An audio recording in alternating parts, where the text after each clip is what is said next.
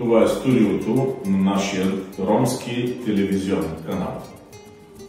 Както може да видите, вътре всичко е много скромно. Като започнете от нашата малка китайска камера, ужулените стени, шторите, които липсват по прозореца. Всичко е много скромно, но е истинско. Тук ще се говори истината.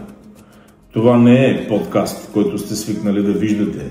Скъп, оборудван със скъпа техника.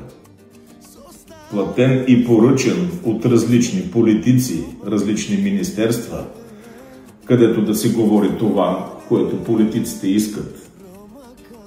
Тук ще се чува гласът на народа, истинският глас, изнемощял, тъжен, мрачен, прогонен от собствената си родина.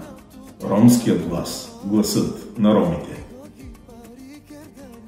Това е ромски телевизионен канал, който ще показва болката, страданието, мъката, проблемите ни, но и решенията за всички тези проблеми.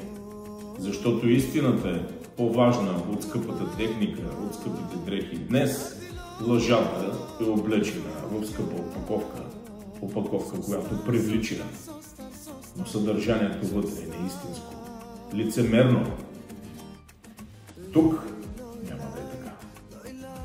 Тук ще чуваме всичко, което наистина ние виждаме и усещаме.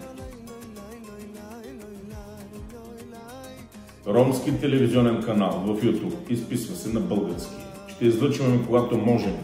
Нямаме все още програма установена с часове и предавания, но скоро и това ще постигнем. Всичко по реда си, с малки стъпки, вървим уверено напред. Доскоро бях в Германия, живеех и работех там. Сега съм се прибрал в България. Установил съм се точно заради това. Всички знаете борбата ми за ромската общност. Обединени в едно. И малко по малко ще я постигнем. Това не е резултат на еуфория, моментна, ентусиазъм някакъв, не. Тук трябва усърдие, старание, анализ на всичко, което се случва. Стратегия, план, работа и успех. Скоро, надявам се, в България да започне процес на осъзнаване.